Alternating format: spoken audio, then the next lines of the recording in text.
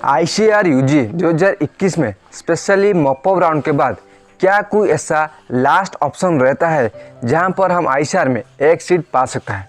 अगर कोई last option रहता है वो क्या है और उसमें सीट पाने में कितना % चांस रहता है? क्या कोई ऐसा ऑथेंटिक डाटा है जिसे देखकर हम 100% कन्फर्म हो सके कि इस बार ICAR में जो भी मॉपअप राउंड के बाद लास्ट राउंड है सिलेक्शन पा सकता है या फिर नहीं? आखिरकार ICAR UG 2021 के लिए हम उम्मीद रखें या फिर उम्मीद छोड़ दें? क्या ICAR UG में 2022 के लिए अभी से प्रिपरेशन स्टार्ट कर दें या फिर नहीं? अगर इस बार ICAR UG 2021 में मेरा किसी भी कारण सिलेक्शन नहीं हुआ तो मैं फिर से ड्रॉप करूं या फिर नहीं?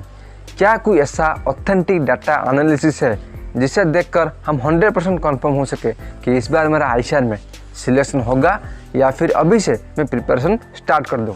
तो फ्रेंड्स, अगर आप स्पेशली ICAR UG के लिए वेट कर रहे हो, आप सभी को पता होगा ICAR में ऑलरेडी मॉपअप राउंड का रिजल्ट आ चुका है। ओके, आज मैं इस वीडियो में कवर करूंगा जिनका भी ICAR UG में स्पेशली मॉपअप राउंड में सिलेक्शन नहीं हुआ है या फिर ड्रीम कॉलेज उनको नहीं मिला है, वो क्या करें। मेरा उतना रैंक है, मतलब 45,000 है, मैं पा सकता हूं या फिर नहीं, और कोई चांस है या फिर नहीं, उन सभी डाउट का जो भी आपका मुझे मैसेज किया था मैं यहाँ पे लिख के लाया हूँ। ओके, इस वीडियो को एक भी सेकंड स्किप नहीं करते हो, एंड तक देखना। अगर आप सीरियस ICAR UG एस्पिरेंट हो और ICAR में करियर करना चाहते हो, उसके साथ ही जो भी आपका डाउट है कि इस साल मैं प्रिपरेशन स्टार्ट कर दूं या फिर ड्रॉप आउट लूँ, सब कुछ मैं आपको डिटेल में बताऊंगा विथ माई खुद का एक्सपीरियंस। इसीलिए इस वीडियो को एक भी सेकंड स्किप नहीं करते हुए एंड तक ही देखना। हेलो फ्रेंड्स, मेरा नाम है गौतम और आप सभी को स्वागत है मेरे यूट्यूब चैनल में, जहां पर होता है सिर्फ और सिर्फ टू द पॉइंट बातें और कुछ बकवास होता नहीं। तो फ्रेंड्स, आज हम डिस्कस करेंगे ICAR UG 2021 में जिनका भी मॉपअप राउंड में सिलेक्शन नहीं हुआ है वो क्या करें। उससे पहले आपको कुछ वैलिड पॉइंट्स बताना चाहूँगा कि मैंने जिस डेट को ICAR का रिजल्ट बताया था, जितना सेफ रैंक पर ICAR में इतना ही एस्पिरेंट का सिलेक्शन होगा, फाइनली 100 में से 90% मैंने जो भी बताया था सही हुआ। ऐसा क्यों हुआ? क्योंकि मैं जो भी बताता हूँ प्रीवियस डाटा से उसके बेसिस पर ही बता रहा हूँ। ओके, इसलिए आप मुझ पर ट्रस्ट कर सकते हो और इस चैनल को सब्सक्राइब करके रख सकते हो अगर आप जेन्युइन गवर्नमेंट जॉब एस्पिरेंट हो। ओके, अब बात है most important point. Sir, ICAR में मॉपअप राउंड के बाद क्या कोई लास्ट ऑप्शन रहता है जहां पर हम सिलेक्शन पा सकते हैं ICAR में? आप सभी को रिप्लाई दूंगा, हाँ, लास्ट में एक ऑप्शन है जहां पर आप सिलेक्शन पा सकते हो, और उस ऑप्शन में कितना % चांस रहता है आप सिलेक्शन पा सकते हो या फिर नहीं, सब कुछ मैं डिटेल में बताऊंगा, एंड तक ही देखना। ओके, अब बात है नेक्स्ट पॉइंट। सर, ICAR में हम इस साल वेट करें या फिर नहीं? आप सभी को बताना चाहूँगा, ICAR में अगर करियर करना चाहते हो, आप सभी को पता होगा ऑल इंडिया में, टोटल इंडिया में अगर कोई टॉप लेवल यूनिवर्सिटी है एग्रीकल्चर में करियर करने के लिए, वो है ICAR और BHU। आप सभी को पता होगा अगर आप एग्रीकल्चर के लिए प्रिपेयर कर रहे हो या फिर नीट के लिए प्रिपेयर कर रहे हो, ये बात ध्यान में रखो। अगर आपका करियर बहुत ब्राइट करना चाहते हो तब आपको वेट करना पड़ेगा ICAR में सिलेक्शन पाने के लिए, ध्यान में रखिए। ओके, अब बताए नेक्स्ट इंपोर्टेंट पॉइंट, किस किस को वेट करना चाहिए और किस किस को वेट नहीं करना चाहिए, ध्यान से सुनेगा। ओके, फर्स्ट कैटेगरी आता है कि जो भी एस्पिरेंट फ्रेशर है, मतलब 2021 में 12th पास आउट है, उनके लिए क्या सजेशन है, ध्यान से सुनेगा।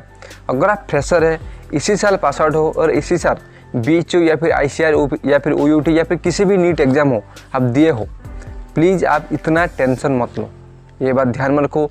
बहुत सारे एस्पिरेंट है जो कि 3 साल 6 साल लगाकर प्रिपेयर करता है, क्योंकि आप सभी को पता होगा एग्रीकल्चर फील्ड एक प्रोफेशनल फील्ड है।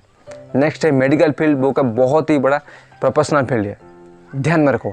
इसलिए अगर आप सीरियस एस्पिरेंट हो वेट कर सकते हो। अगर आप फ्रेशर हो, मेरा मानना है कि मैक्सिमम टू मैक्सिमम 3 साल आपको टाइम देना पड़ेगा अगर आप एग्रीकल्चर या फिर नीट या फिर डॉक्टर फील्ड में करियर करना चाहते हो, क्योंकि अगर आप एक बार इस फील्ड में करियर कर लेते हो, ये बात ध्यान में रखो, अपनी जब तक जिंदा हो कोई भी टेंशन लेने की ज़रूरत नहीं, ये करियर बहुत ही ज़्यादा सेफ है। ओके, नेक्स्ट पॉइंट आता है कि जिनका भी 3 साल से भी ऊपर या फिर लास्ट राउंड था ICAR में इस बार, वो क्या करना चाहिए। आप सभी को बताना चाहूँगा, अगर आप 3 साल प्रिपेयर कर चुके हो, मेरा जो खुद का सॉल्यूशन है कि आप और कोई ब्रांच ट्राई कर सकते हो। For example graduation, BSc agriculture या फिर अलग फील्ड प्राइवेट में आप करियर कर सकते हो। 3 साल बर्बाद करने के बाद आपको और कोई 1 साल बर्बाद करने की ज़रूरत नहीं है आईसीआर या फिर मेडिकल फील्ड में। ये बात ध्यान में रखो। मेरा जो मानना है मैं आपको बता दिया, इसलिए जो आपको सही लगे वो आप करो। ओके, और बात है नेक्स्ट तो मोस्ट इम्पोर्टेंट पॉइंट कि वो लास्ट राउंड क्या है। आईसीआर में मॉप अप राउंड के बाद वो जो लास्ट राउंड वो क्या है, आप सभी को बताना चाहूँगा। ये जो सीक्रेट है बहुत सारे एस्पिरेंट जिनको पता नहीं है। ओके, आईसीआर में 3 राउंड होता है, फर्स्ट, सेकेंड और थर्ड राउंड। जिनका भी फर्स्ट राउंड, सेकेंड राउंड या फिर थर्ड राउंड में हो जाता है, ओके, वो ज़्यादातर अच्छा मतलब टॉप लेवल का स्टूडेंट होता है आईसीआर में। लेकिन 2 पॉइंट्स होता है। फर्स्ट ऑफ ऑल जिनका भी आईसीआर में थर्ड राउंड तो सिलेक्शन नहीं होता। नेक्स्ट होता है जिनको भी ड्रीम कॉलेज नहीं मिलता, वो मॉप अप राउंड तक ही वेट करता है। और मॉप अप राउंड में बहुत सारे एस्पिरेंट है जिनका सिलेक्शन हो जाता है। 90 to 95 स्टूडेंट का सिलेक्शन हो जाता है। सुबह ही बहुत सारे मैसेज किए थे स्टूडेंट्स कि सर मेरा सिलेक्शन हो गया, कंग्रेचुलेसन। उन सभी को बताना चाहूँगा बहुत बहुत बधाई। और बात है कि जिनका भी सिलेक्शन नहीं हुआ है वो क्या करे और क्या नहीं करे, ध्यान से सुनेगा। आईसीआर में मॉप अप राउंड के बाद एक लास्ट राउंड होता है, वो है इंस्टीट्यूशनल राउंड। ये बात ध्यान में रखो। और ये सेंट्रल लेवल पर नहीं होता। इंस्टीट्यूशनल राउंड मतलब हर एक इंस्टीट्यूट का जितना भी सीट बाकी पड़ा है वहीं पर सिलेक्शन के लिए वो बुलाता है। ओके, उसमें सिलेक्शन पाने का 100 में से लगभग 20% चांस होता है, ज़्यादा चांस नहीं होता है। इसलिए अगर आप इस बार सीरियस हो, at any cost, at any how, आपके पास कोई भी चांस नहीं बचा है आईसीआर में सिलेक्शन पाने का। अगर आप लास्ट राउंड तो वेट कर सकते हो, इंस्टीट्यूशनल राउंड, तब आपके पास चांस है 100 में से 20% चांस पा सकते हो। ओके, लेकिन अगर आप वेट नहीं कर सकते हो, प्लीज़ अभी से प्रिपरेशन स्टार्ट कर दो आईसीआर के लिए। आप सभी को पता होगा आईसीआर हो या फिर नीट हो, लगभग सिलेबस सेम होता है। अगर आप अच्छे से प्रिपरेशन कर लो और जो भी आप 5 महीने, लगभग 5 महीने आपके पास बाकी है, आप नीट में या फिर आईसीआर में या फिर बीच में एक सीट पक्का कर सकते हो। ये जो मेरा मानना है। ओके, लेकिन अगर आप सोच रहे हो कि ये हमारा लास्ट है और एट एनी कॉस्ट में सीट पाना चाहते हो, इस बार आप इंस्टीट्यूशनल राउंड तक वेट कर सकते हो, नहीं तो आप फिर से प्रिपरेशन स्टार्ट कर दो, जो मेरा मानना है।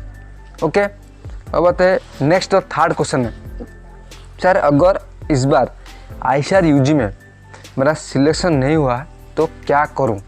अब सभी को मैंने बता दिया कि अगर आप 3 साल तक प्रिपेयर करते हो, मैक्सिमम आप वेट कर सकते हो। अगर आप 3 साल के अंदर हो, आप वेट कर सकते हो आईसीआर में। अगर आप 3 साल क्रॉस कर सकते हो, मतलब कर चुके हो, प्लीज़ अभी वेट मत करो और किसी ब्रांच में या फिर प्राइवेट सेक्टर में कोर्स कर सकते हो। बी फार्मा हो, फार्मेसी हो, और अलग कुछ करियर आप चूज कर सकते हो। ये बात ध्यान में रखो।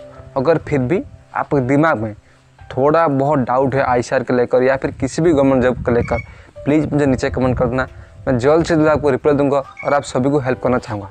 और हाँ, प्लीज़ मुझे नीचे कमेंट कर देना अगर आप प्रिपेयर करना चाहते हो आईसीआर यूजी 2022 के लिए। मैं आपको बेसिक से प्रिपेयर करूंगा और प्रिपरेशन क्वेश्चन भी आपको दूंगा, सब कुछ डिटेल मटेरियल दूंगा। अगर आप सीरियस एस्पिरेंट हो, प्लीज़ मुझे नीचे कमेंट कर देना, मैं आपको जल्द से जल्द आपको हेल्प करूँगा। वीडियो को भी लाइक कर देना। आज में इतना ही, मिलते हैं नेक्स्ट वीडियो में, तब तक के लिए खुश रहिए, कीप स्माइलिंग।